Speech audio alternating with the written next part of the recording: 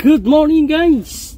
Magandang morning sa inyong lahat. Welcome back to my YouTube channel. Guys, ngayon mayroon akong tuturo sa inyo. Tuturo ko sa inyo ay kung mga tips lang para kung paano ang pagkuha ng driving license. Sandali lang to.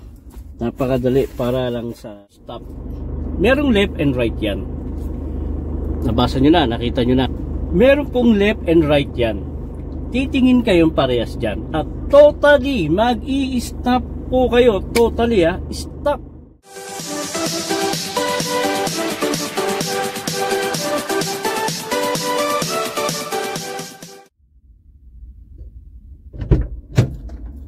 Ay! Good morning guys! Good morning sa inyong lahat. Welcome back to my YouTube channel. Guys, ngayon po samahan nyo ako dahil mayroon akong ituturo sa inyo. Itong tuturo ko sa inyo ay kung paano kumuha ng driving license. Mga tip lang to at garantisado makakapasa kayo dito. Itong mga tip na ito base sa na-experience ko at base sa naranasan ko at nangyari katotohanan. Puro katotohanan lahat po ito. Kapag sinunod nyo po ito ang aking mga tip para sa pagkuha ng driving license, ano to po sa final exam at sa assessment.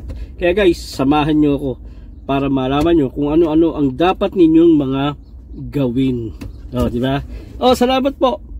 Tumalsik laway ko.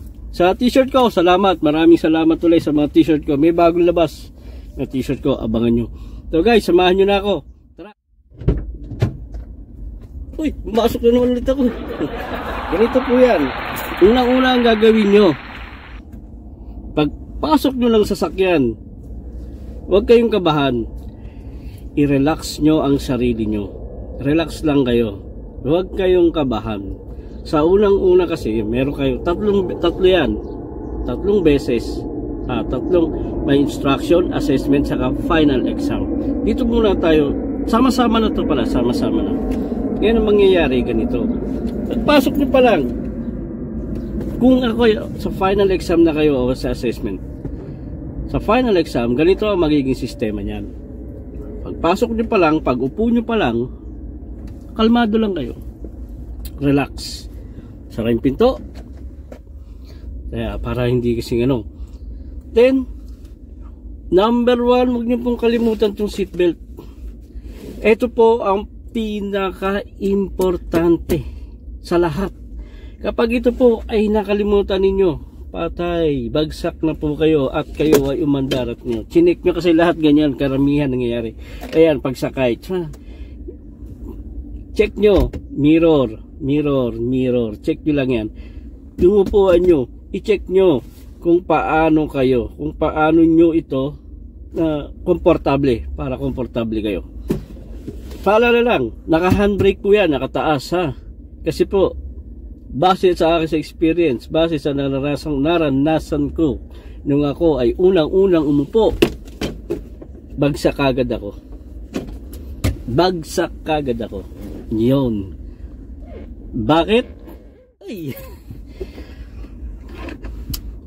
Bakit ako bumagsak? Pag upo ko pa lang na ganyan, hindi ako nag seatbelt. Sabi nitong aking instructor, final exam yan go. Hindi pa ako nakapag seatbelt. Nagsarado na ako ng pinto. Nag-start ako. Sabi niya, final exam, go. Okay.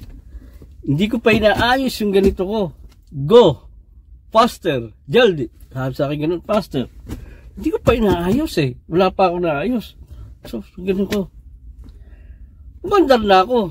Yun, bagsak na po ako. Kasi hindi ko inaayos yung mga ganito. Saka itong huwag niyo po susundin pag sinabi niyang go. Mag seatbelt ka muna. Saka ka mag-go. Then, start mo. Check. Lahat check nyo. Yeah. Start. So, start na tayo. Yan. Pangalawa pa lang bagsak ko. hindi ko na ibaba itong handbrake. Umandar ako. Ayun, bagsak na naman ako. Yun, pangalawang bagsak ko. O sige, ngayon. Basta, yun ang number 1. Huwag nyo kalimutan, mag seatbelt. So, bigla na bukas yung radyo. Doon. Tapos, arrange po nyo yung mag-arrange kayo ng upuan ninyo. Komportable kayo sa chair ninyo. Tapos, then, ganyan lang kayo. Kung sinabi niya, go. Go na kayo. Then, nag-go na ako. Eto na, nag-go ako. Pag-go ko, nakaganyan ako. Kaya, iyan lang natin, ha? Nasa parking kami. Ang parking kasi, paganyan. Paganyan ng parking. Then, nangyari, go ako, tingin lang ako dito. Tumingin ako sa side mirror, na left. Tingin ako. Eto wag nyo kalimutan. Yung signal nyo, lagi kayong gagamit ng indicator left. Tumingin ako dyan, ganyan. Ganyan lang ako. Saka ako ngayon umandar. Andar ako ngayon. Okay. Diba? Sa akin, okay. Then, pagtapos doon, andar na, bagsak ako. Bakit? Ganito po kasi nangyari. Bakit ako bumagsak? Yun lang ang tiningnan ko. Side mirror. Hindi ako nag shoulder check. Kailangan nyo po mag shoulder check bago kayo umalis sa park. Kasi ang parking, kapag nakaganyan, papagano na kayo. Tapos saka kayo. Merong mga sasakyan dyan dali. Shoulder check, ganyan po. Tingin, ganyan lang po. Titingnan nyo mabuti doon. Pag hindi nyo po ginawa yun, katay, bagsak po kayo. What? Bumagsak po ako doon. Yun, ha? Marami nga. Ito pa po isa. Itong natin ginagamit ko lang itong facility, pero lang naman to. Then, ito pa po ang isa kung saan ako bumagsak. Pakita ko. Ito pa po ang isa na binagsak ko. Bakit ako bumagsak? Sabi ng instructor, final exam, park the car. Pinark ko ngayon yung car. Sabi sa akin, Pastor, park the car.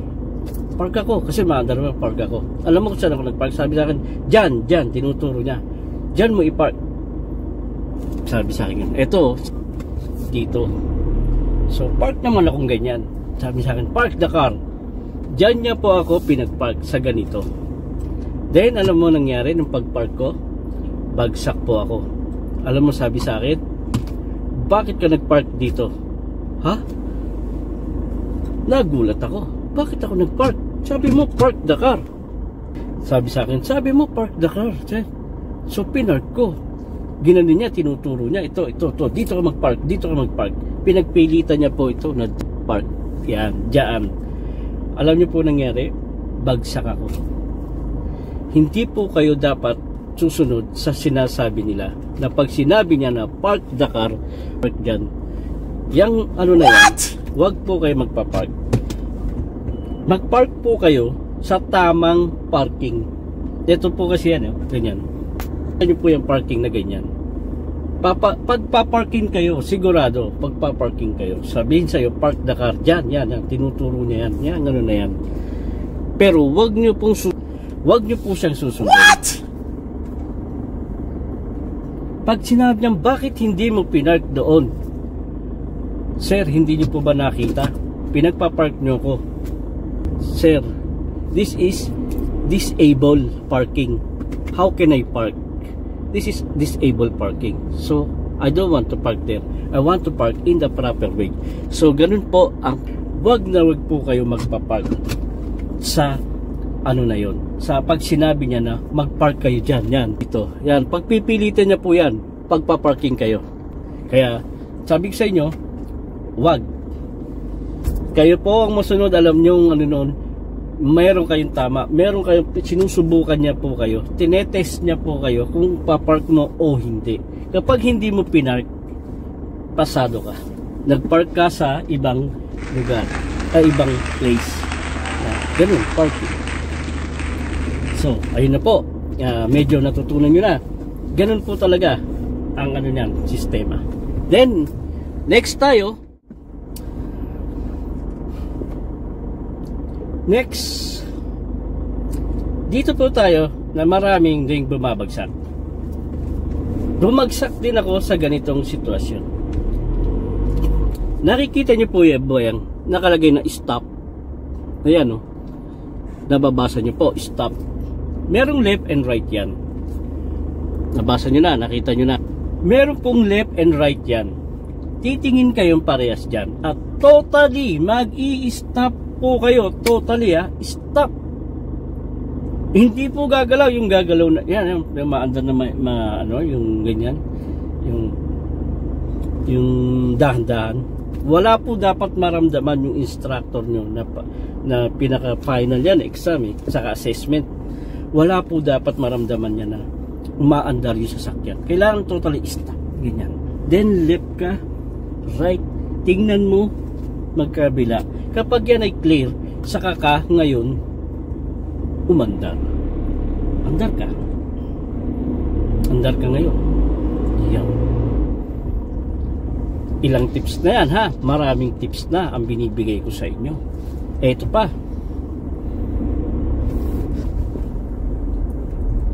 Ito pa ang bibigay ko sa inyong tips. Kapag kayo po ang nagdadrive o hindi nagdadrive, ito pa pinakamaganda. Yun, balik na naman tayo. Back to my YouTube channel. Welcome back again. Pinakamagandang tip na naman. Kapag po kayo, salamat sa t-shirt ko. Kapag po kayo ang pasahero kayo, at hindi kayo ang nagdadrive. Telepono, nagring ang inyong telepono. Nagring po yung telepono nyo. Kayo ang pasahero. Kasi apat kayo Isang ngayon, mga dalawa na lang siguro kayo. Basta may pasahero kayo o wala, hindi ko alam ngayon.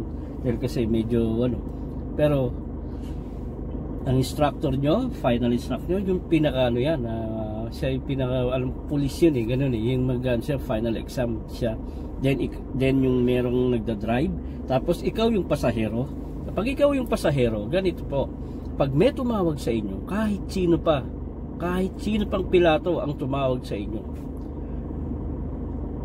at sinagot mo ang telepono, naku po, bagsak po kayo. Nangyari po kasi yan sa akin. Ako ang nagdadrive ako. Meron akong pasahero. Yun nga, nag-aano rin sila, magpa-final exam din sila. Kasi ganun yan. Pag magpa-final exam, meron tatlo kayo kasama. Saka isa, dyan dalawa, tapos ikaw, ganyan. Salitan kayo kasi siya magtuturo, siya mag-ano. Ngayon, yung isa sumagot ng telepono. Pagkasagot niya ng telepono, ang sabi niya, hello. Wala, ganun. Later, because I'm driving. I'm here in driving, sabi niya ganun. Basta sabi niya, call you back later, sabi niya ganun. O sa pagkasabi niya ganun, binaba naman niya, sandali lang yun sandali lang. Yan ako, sabi nito instructor, sa akin, yung pinaka straight to the office. Yung coaching nga. Straight ko na. Pag straight kong ganun, sabi nung isa, sir, I'm not yet finished. No, you're finished. You're done. Sabi. No, sir. I'm not yet finished. No, you're finished. You're done. Later, we talk. Yun. Pagdating namin sa pinaka-parking na lahat, doon na nagsalita yung kinausap niya. Tapos andun din ako. Sabi ko, bakit nga pala hindi pa nga siya tapos, sa isip-isip ko lang. Tapos yun na sinabi sa kanya, why you answering the phone while on learning driving lesson? Never kayo mag-answer ng telepono. Nasa learning drive kayo. Pag kahit kayo ay nasa nandito lang kayo, nakasakay, huwag po kayong sasagot. Bagsak po kayo. Babagsak pala kayo doon sa ganun. Albihin mo, ito, imagine, based on my experience lahat sa mga bagsak ng dahil doon, lahat ng mga na yun, inipon-ipon ko kung saan bumabagsak. Kaya, inibigay ko sa inyo yung tip na yun para hindi nyo na gawin kung ano yung mga dapat hindi gawin para makapasa agad kayo. Yun po yung kasi pinaka mga importanteng ma-encounter na ibibigay sa inyong exam sa actual. Ganun po. Kaya sa telepono, wag po kayong sasagot. Kahit sino pa, kahit direktor nyo pa o sino pang presidente ang wag nyong sagutin. Sayang ang oras ninyong kahit sino pa. Sandali lang naman ang driving lesson. Sandali lang yun, driving lesson. Sabi niya, you are on driving lesson. Why you answering the phone? Sir, sabi niya, I'm the backseat. Even you are the backseat. Sabi niya, I'm the passenger. Even you are a passenger. Don't answer your phone. Ayun, bagsak na siya. Wala nang pong nagawang Ayun, natutunan nyo na po yun. Ito na naman po tayo ulit. So, step naman tayo. Another step. Ito po, dadalhin ko kayo dito sa pinaka Ito ay pupunta na tayo dun sa aking papupuntahan dahil nagtatrabaho na po. Hello again! Now, dito naman po tayo ngayon sa next step. Change lane. Ito ang pinakamabigat dyan. Nasasabihin lang ng instructor ninyo. Left lane. Magugulat ka ngayon kung ano yung left lane. Doon ka ngayon magugulat. Ano yun? Right lane. Nung sinabi sa akin nung ganun, left lane, yun pala, mag-change lane ka. Change lane po pala ang nila doon sa ganung hindi sinabi sa akin na change lane, left lane. So nung ginawa ko yun, sabi ko parang sabi ko sa kanya, what is left lane? Nagtanong naman ako sa kanya, change lane. Okay sir. Eto na, sa change lane kailangan po lagi kayong bagsak din ako. Alam niyo kung tumingin lang ako sa magkabila. Sinabi niya right lane. Tiningnan ko lang yun. Tapos nag-change na ako. Huwag niyo pong gagawin yun. Bagsak kayo. Bakit po bagsak kayo? Kasi dapat sa mga change lane, left or right lane, sa right lane dapat magso-shoulder check po kayo. Para kayong artista, shoulder check. Gaganon nyo yung nyo, saka ganyan. Titingnan nyo po yun dun. Saka kayo mag-change lane. Saka titingnan nyo yun, titingnan nyo. Kasi merong mga blind spot at tinatawag nila. Kaya careful ka sa pag-change ng lane. Kaya kita mo dito ako habang nag-drive tayo, nakatutok naman tayo dahil wala masyado. Kaya yun ang sinasabi ko sa inyo, shoulder check kapag po kayo ay nag-change ng lane. Gagamitin nyo po lagi ang shoulder check. Once na hindi nyo po ginamit ang shoulder check, bagsak kayo.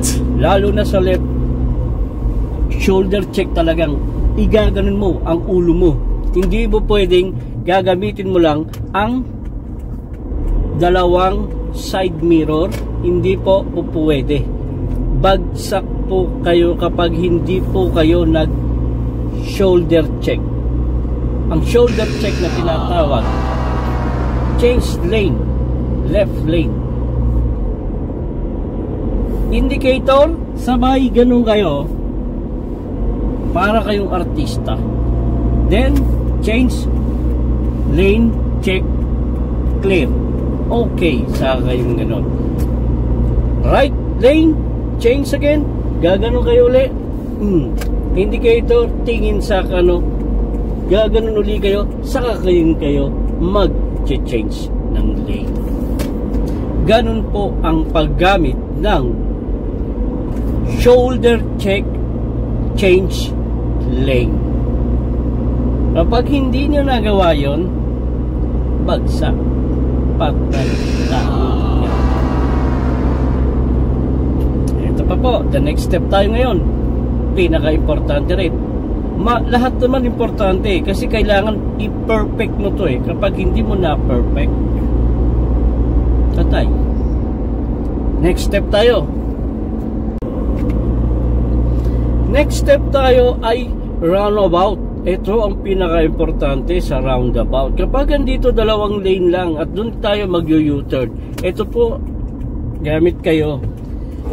Stop kayo, give way kayo muna. Tapos pag clear na, saka kayo pumasok. Kasi mag-i-stopan lahat yung mga nasa exit niyan. Ditong lane nyo, kung kayo ay mag-U-turn.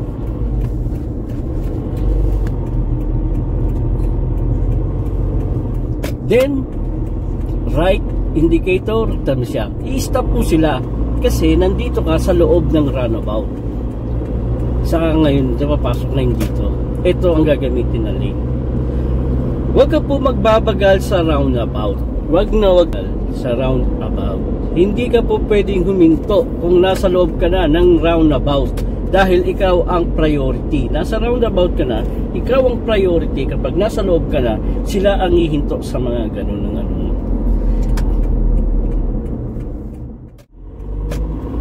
U-turn. Ito po ang U-turn. Pinaka-importante sa U-turn. Yan.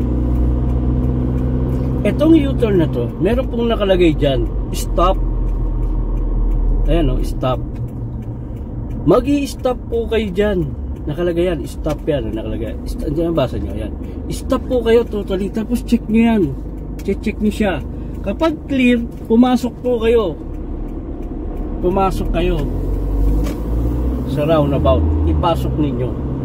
Pag hindi clear at may nakita, yun meron na sana. May nakita kayo.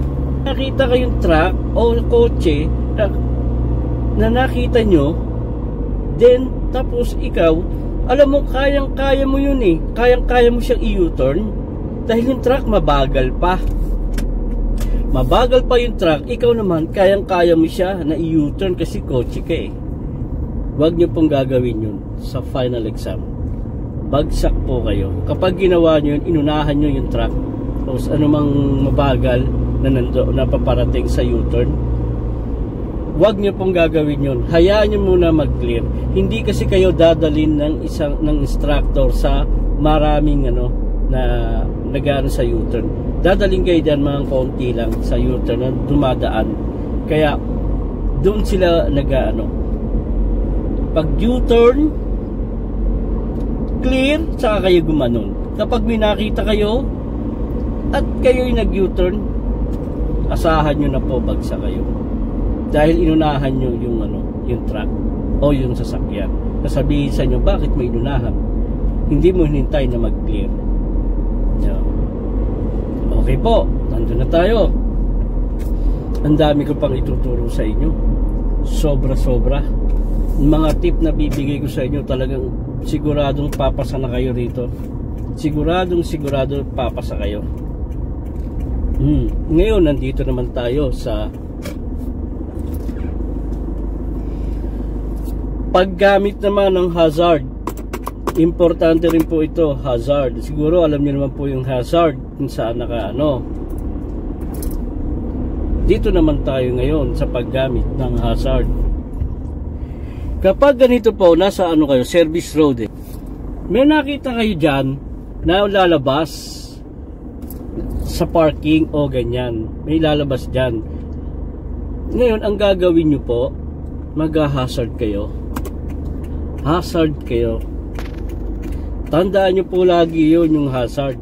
Kapag may nakita kayo na may lalabas sa parking o sa service road, nakapark kasi yan, may mga nakapark, ipupunta kayo sa service road, sa daan na tapos may aatras, yun, may aatras dyan, may aalis dyan, tapos ikaw, hindi ka nag-hazard, huwag yun na pong asahan, napapasa kayo.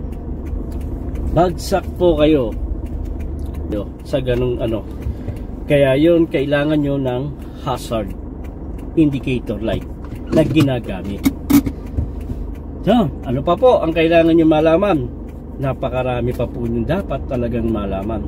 So, ito pa ang next. Hello, next step pa tayo ulit. Again, nandito naman tayo sa school bus. Yon. Ang school bus, dumadaan yan sa mga service road o nasa mga daan yan, nasa daan. Yan, humihinto ang mga school bus. So, ang gagawin nyo, kapag kayo ang nasa likod at huminto ang school bus, nag-hazard po kayo.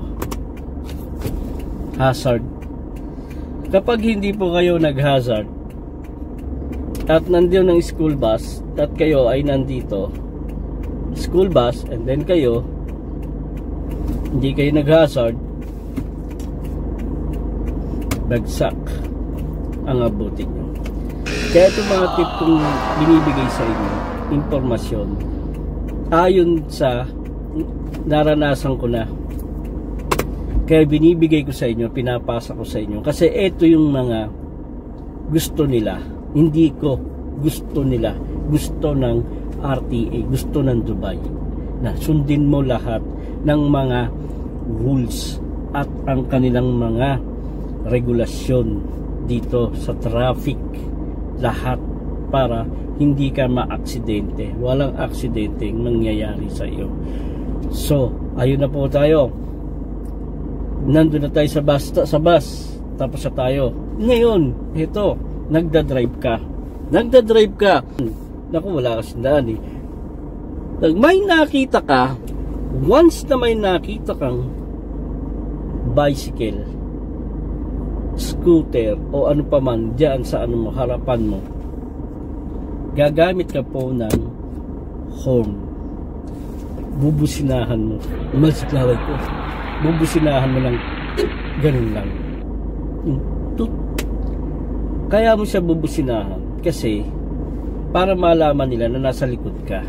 Ganun po ang logic ng ating instructor. Kapag hindi po kayo nagbusina ng ganun lang, at nakita ng instructor merong bisikleta o may scooter at ikaw ang nakaganon at hindi ka nagbusina, sad to say, bagsak na naman kayo. What? Ganun sila kahigpit talaga, busina. Ano pa po ang kailangan natin gawin? Ito pa po ang Aloy! Magandang morning! Dati po kasi ang driving license ng Dubai dito ay tinatransfer lang. Alam niyo po yung transfer lang. Magta-transfer ka lang. Noong 2006, ang meron kang driving license sa Pilipinas o sa GCC o kahit saang bansa, kapag ikaw Asian o Pilipino, Indiano o ano pa man, ganyan, Thailander, baka Asian ganun. Yung driving license mo pwedeng i-transfer. Magkano lang bayad nun? 120 lang yata nun. Magkakaroon na ng Dubai driving license. Ngayon po, hindi na. Simula noong 2016 na yun sakto rin na may pinalabas sila na lahat mag-aaral na. Mag-aaral na sa mga driving institute. Kahit marunong ka magmaneho, mag-aaral ka pa rin ng lesson nila. Dahil yun ang requirements para makakuha ka ng driving license. Kaya ganun po ang naging sitwasyon ng pagkuha ng driving license. Alam niyo po ba kung magkano ang halaga ng pagkuha ng driving license?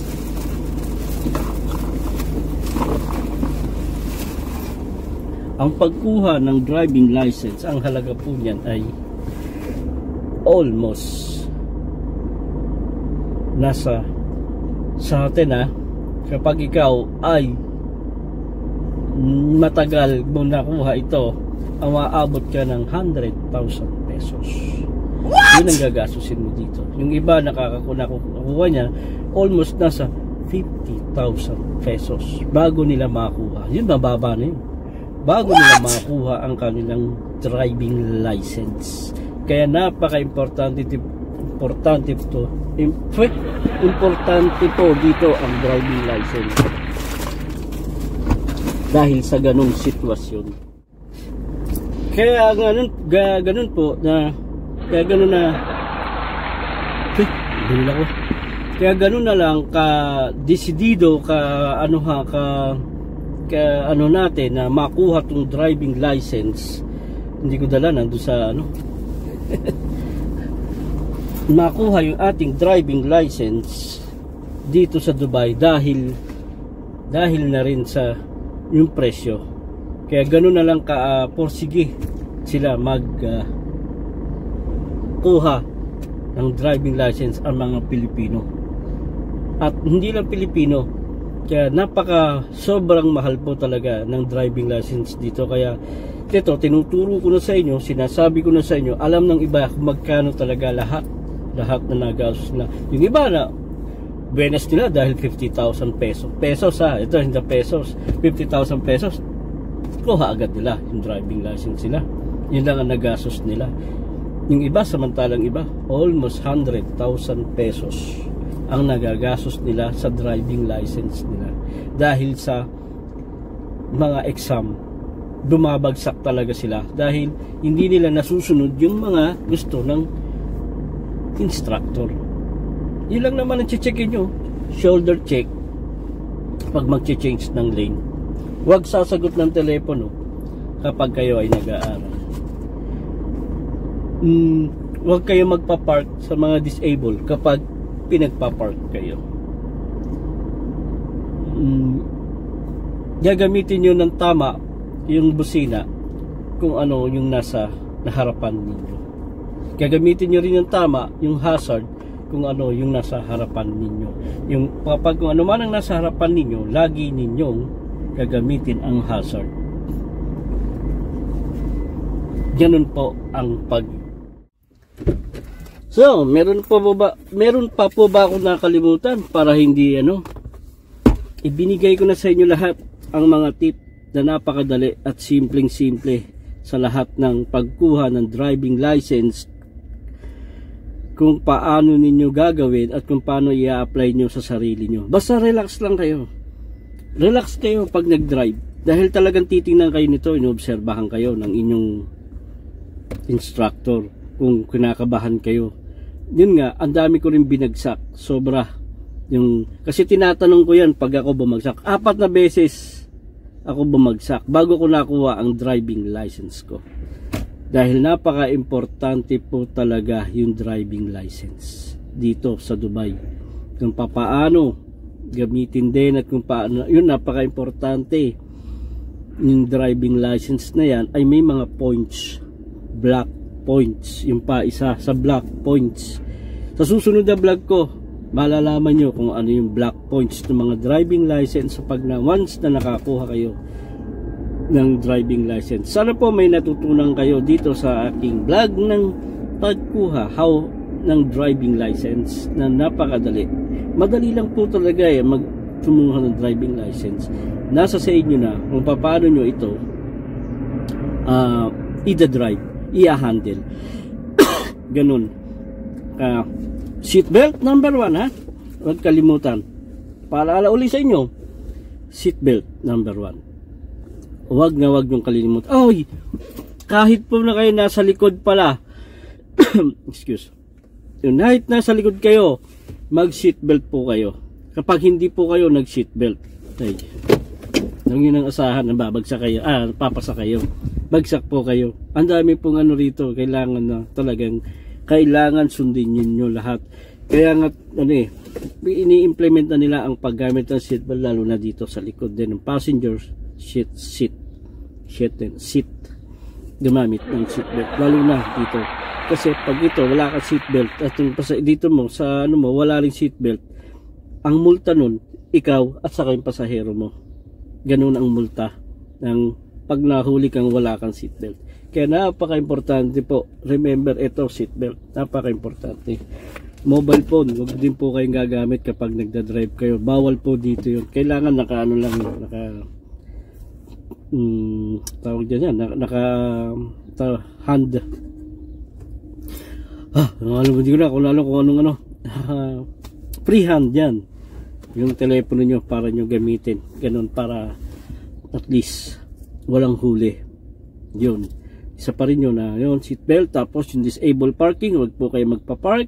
Yung hazard, yung paggamit ng hazard, pag may school bus at may yun, may bisikleta, yun number 1. Busina, tapos shoulder check, change lane, yung mga stop, susundin nyo po yun. Totally stop kayo sa mga U-turn, mga U-turn na stop, sundin nyo po yun. Stop kayo bago kayo mag U-turn. Alam nyo na ang gagawin nyo. Kapag yan po lahat ay nasunod ninyo, ay perfect, pasado kayo. Number 1, ang driving license dito, number 1. Kahit saan pwede mo palang gamitin yung driving license mo. International po kasi yung driving license na yun. Kumbaga talagang sa Pilipinas lang natin hindi magagamit Pero meron naman tayong 1 month yata na para kumuha ng pilaan natin. Pero sa Pilipinas makakapag-drive tayo. Gamit natin yung driving license ng Dubai. Yun ang pagkakaalam ko. So, maraming salamat po sa inyo at sa muling pagkikita po uli natin. Ay, sarap ng galing. Kita yung sarap-sarap sa para mga guys. Magtatrabaho na po ulit tayo. Gusto ko na kayong yakapin lahat. Suporta lang po, konting suporta lang at para tayo ay naku. Thank you guys. Thank you. Subscribe Huwag niyo pong kalimutan. Please. Subscribe. Please subscribe and like my YouTube channel. Thank you guys. Wow.